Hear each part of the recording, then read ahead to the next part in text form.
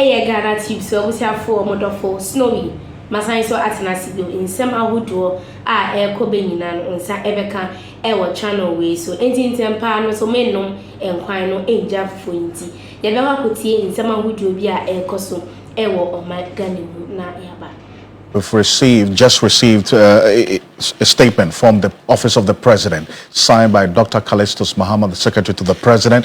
We're going to put that on the screen right now, and it's about illegal mining, Galamsey. There's some engagement with civil society organizations about the illegal mining menace and the fight against Galamsey. And this is it. We'll put the details right now on the screen, and it did indicate on the instructions of His Excellency the President, I am pleased to invite you to participate in a civil society. It's essentially an invitation to civil society organizations to have an engagement with the President on Galamsey. Date, Friday, October 3rd, 2025, 12 noon at the Jubilee House. The engagement aims to provide a platform for frank and constructive dialogue between government and civil society on the menace of illegal mining, with a view of harnessing collective expertise, perspectives, and solutions to address the national challenge.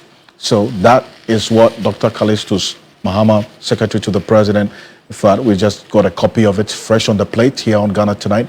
And these are but a few of the civil society organizations that have been invited to this. The Catholic Bishops' Conference, they've been frontal in the demand for a declaration of state of emergency in the last couple of weeks. Christian Council of Ghana have not been silent on this. The Ghana Pentecostal and Charismatic Council, Office of the Chief Imam. You have a Ghana Muslim Mission, Arocha Ghana. Darobosu has been consistent on this platform. Imani Ghana. You've had Kofi Bentol as well, consistently on Key Point, Institute for Democratic Governance, IDEC, Center for Democratic Development, CDD, quite a number of them. It's a tall list, actually, as you see there. In there, and many of them, you have eco-conscious citizens. That's Awola Sewa and her team. You've had them on this platform. UTAG, the University Teachers Association of Ghana, Fix the Country Movement. You saw Oliver Bakavomao as well. So they're all in there as well. Quite a tall list. You can find the full complement of the list on 3news.com. And before we go, we just got a statement as well from the NDC. This is from the Functional Executive Committee of the NDC. That's an invitation that has been extended to a member of parliament, and we'll get the full details of it right now on the statement that we got from the NDC not too long ago. The invitation to appear before a Functional Executive Committee. This is to the Honorable Nechema Bila Lamzi.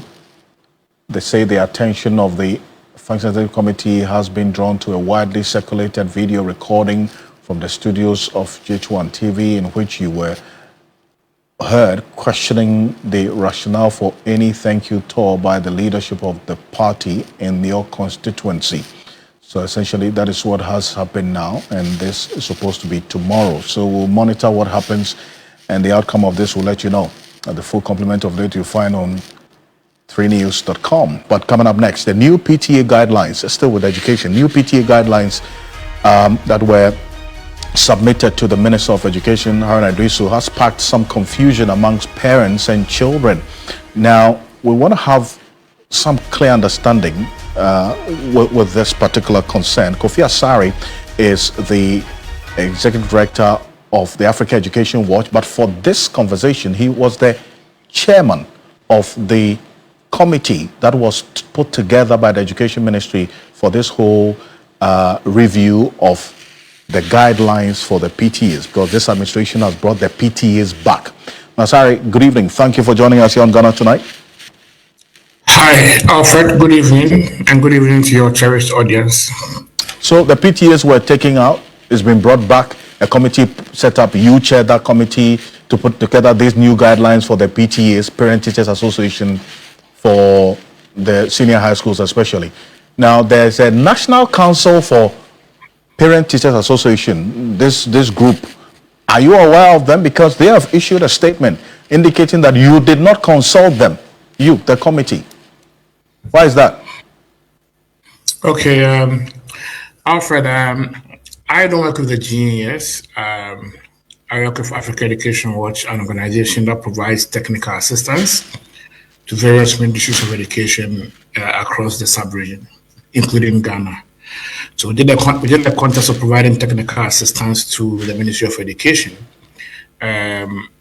we supported in the development of the guidelines. I chaired the committee comprising stakeholders within the basic and secondary education sector, including the Conference of Heads of Secondary Schools, Conference of Heads of Basic Schools, regional directors, district directors, former PTA members, etc., etc. The committee wasn't a consultative committee; it was a technical committee. Okay, the technical committee to draft the guidelines. So, consultation is a mandate of GNAS. Our mandate was to draft guidelines for consideration by the Ministry of Education and GNAS. And that's exactly what we did. And so it wasn't a consultative committee. I see. But then again, was there any room for the engagement that they talk about? I mean, I'm talking about this group, the National Council of PTAs. Well, in our work, on my side, I engaged a couple of CSOs who are involved in the PTA business. And so I had some rich input from them, especially those working at the community level. The guidelines we're developing wasn't guidelines for PTAs. It's only guidelines for school-based PTAs. The GNAS recognizes only school-based PTAs. And so the PTA, for instance, of Medina Estate Basic School, GNAS recognizes that PTA as Medina Estate Basic School PTA. That is the PTA that the guideline was developed for. Okay, so there may be many other PTAs at the regional level, at the national level, at the state level, but the GNAS recognizes only school-based PTAs, and it defines PTAs as exclusively school-based, for which the members of that PTA should be parents and guardians of the children or learners in that particular school and the teachers. Beyond that, no one else is a member of the particular PTA. And so we're going by the GNAS's definition of PTAs. PTAs are exclusively school-based, and members should have their children in that particular school.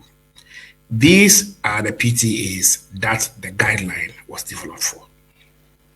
I see, but so it's for the GES to deal with this matter, the concerns that the National Council of PTAs are raising, but could any input at all have been made by this group to, as it were, have their concerns factored or captured in the recommendations that you have made in these new guidelines that you submitted to the minister?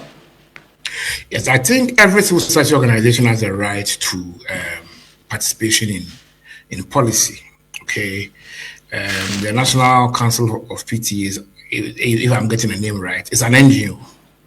It's an NGO like Africa Education Watch.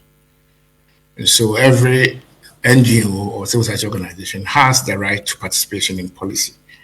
And so, yes, they have the rights. Okay, but it is subject to the framework, within which the GNH was operating at that particular moment. ₦HOCKS and some koso ewo on my for comment ₦HOCKS ewo comment section na menjebre enkinkan farmer fefe make I obiom say aha Ghanatube so open some ahodo any akese a fa wani twemu ewo channel we so there more reason obetimi nya nsem no and as obetimi atenia koso quickly no is by subscribing and also hitting on the notification bell. Ebusian for modofo snow ni sisi ade makram.